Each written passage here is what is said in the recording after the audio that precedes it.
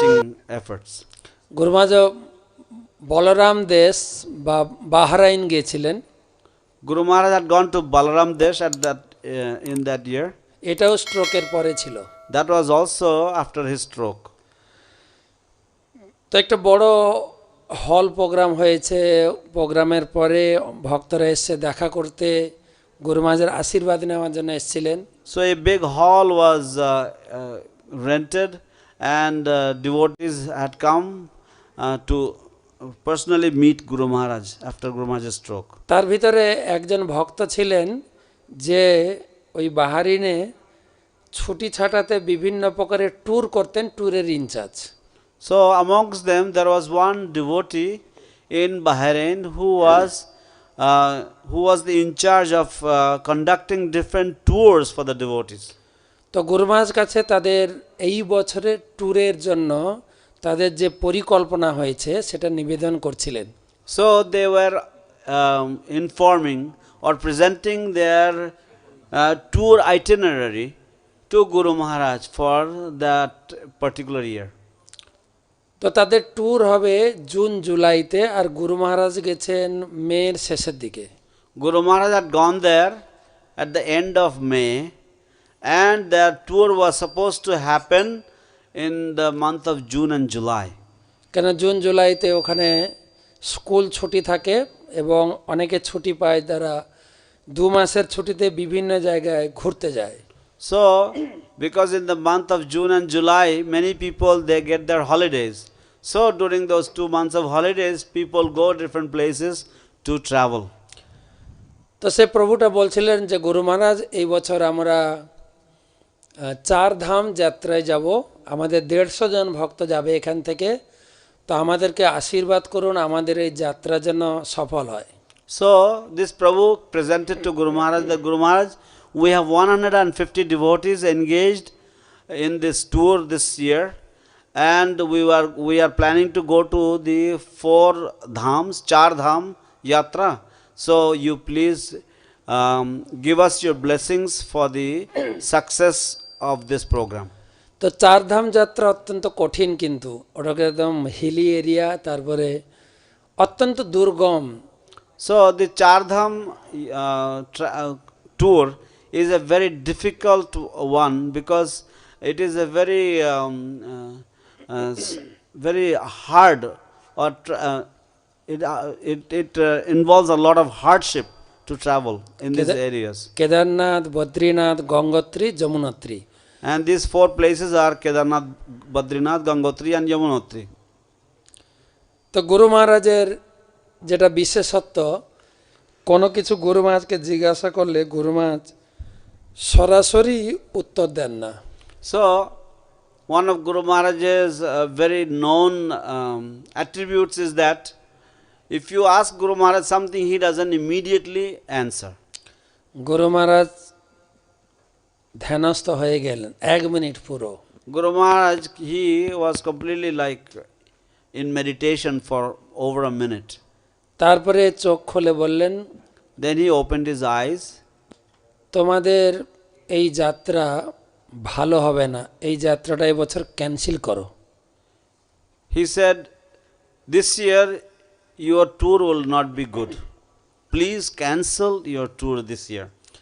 এটা শোনার পরে সে ভক্ত তো অবাক হয়ে গেছে, বলছেন গুরু মহারাজ কি বলছেন, আমাদের সব ফ্লাইট বুকিং, ট্রেন বুকিং, কার বুকিং, হোটেল বুকিং সব কিছু রেডি হয়ে গেছে। So this devotee who was organizing the program, he was completely astonished to hear this. What is Guru Maharaj saying? We have already completed our flight booking, car booking, train booking, hotel booking. তো এটা কোনো মতেই cancel করা সম্ভব নয়, যদি cancel হয় অনেক টাকা লস হয়ে যাবে আমাদের। There is no way we can cancel this at this stage, and if we have to do a cancellation at this stage, we would be losing a lot of money. গুরু মহারাজ আবার প্রায় 1/2 minute চুপচাপ ধ্যানস্থ। Guru Maharaj again kept silent for almost half a minute. না, তোমাদের এই যাত্রাটা ঠিক হবে না, এটা ক্যান্সেল করা উচিত। No, this tour will not be a good thing to do, good idea. you should cancel this tour. সবাই ভক্তরা কানাকানি করছেন, গুরু All, মহারাজ কি বলছেন, গুরু বুঝতে পারছেন তো ব্যাপারটা? all the devotees, they were like talking to each other. Does Guru Maharaj understand the seriousness of this tour? Does Guru Maharaj understand what he's talking about? কিছু ভক্ত বলছেন না, গুরু মহারাজ যেটা বলছেন সেটা করা উচিত। Some devotees said, we should do whatever Guru Maharaj says. তো সবাই চুপচাপ একদম, কেউ আর গুরু মহারাজের উপরে কথা বললেন না। So everybody kept quiet, nobody said anything But on নিজেদের what Guru Maharaj said. বা নিজেদের ভিতরে আলোচনা করছে But they were discussing amongst themselves. কি করা উচিত। কেউ বলছে ক্যান্সেল করা উচিত, কেউ বলছে না মোটেই ক্যান্সেল করবো না, আমরা যাব বলেছি, মাইন্ড সেট আপ হয়ে গেছে, আমাদের যেতেই হবে। So some people, they said we should cancel, some people said no, we will not cancel at all. We have already made up our minds to go and we are already thinking about it day and night, so we're not going to cancel. তো আমাদের গুরু মহারাজকে বলার কি দরকার ছিল, না বললেই হতো, আমরা আমাদের মতো যেতাম। And then some people were also commenting, what was the point of telling Guru Maharaj? We could have just traveled on our own. ঠিক আছে, মোটামুটি দুটো দল হয়ে গেছে, একদল আমরা যাই হোক আমরা ট্যুরে যাব, আর এক দল বলছেন গুরু মহারাজ যখন চাইছেন না ক্যান্সেল করা উচিত, আমরা যাব না। So there was two groups. One group was, okay, even though Guru Maharaj is saying, because we have already made all the plans, so we're going. And the other group was, no, if Guru Maharaj says we shouldn't go, maybe it is wise to not go. So these were the two groups. তো মোটামুটি অনেক ভক্ত গুরু মহারাজের কথাতে সন্তুষ্ট হলো না, So many devotees were not happy with what Guru Maharaj said.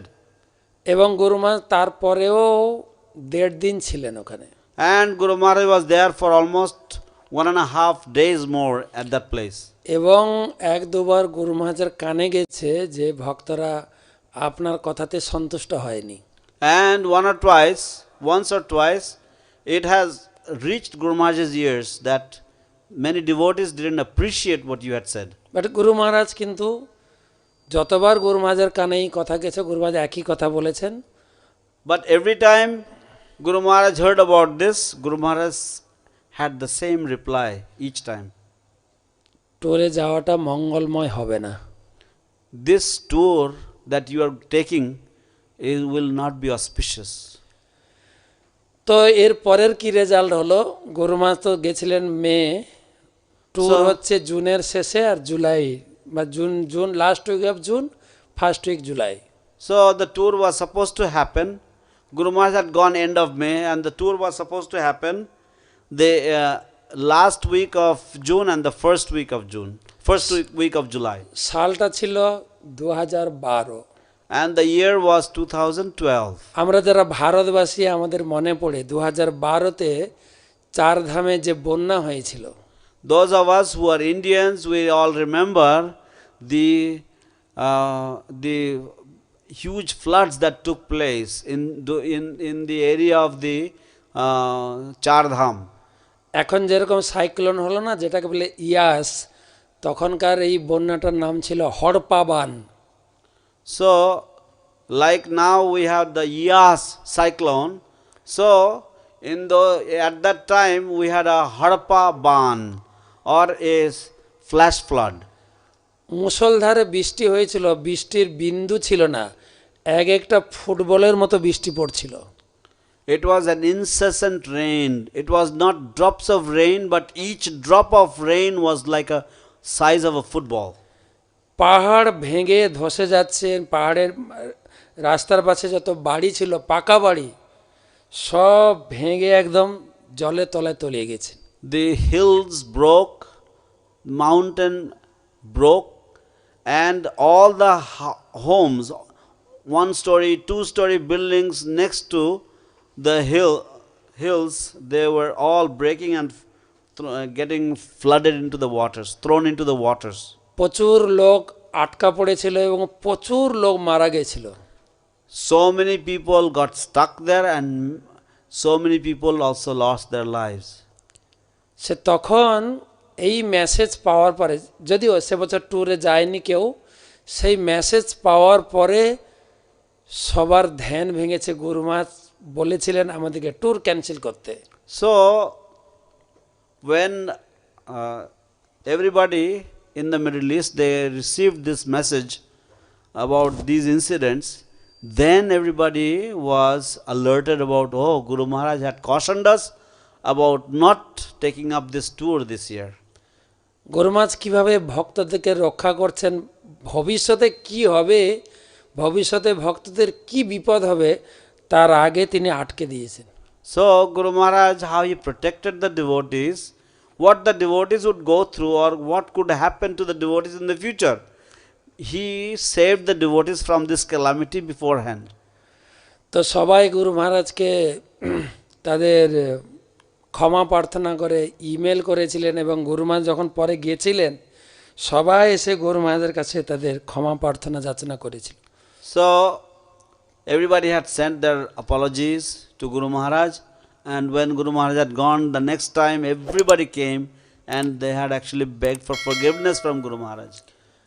গুরু মহারাজ সামনাসামনি ভক্তদেরকে তো তিনি কেয়ারটেকার করছেনই, এবং ভবিষ্যতের জন্য তারা যেন খুব ভালোভাবে ভক্ত হতে পারে, তারা যেন ভগবানের কাছে ফিরে যাওয়ার জন্য যে ব্রত নিয়েছে তার জন্য তিনি সব দিক থেকে আমাদের গাইড করছেন।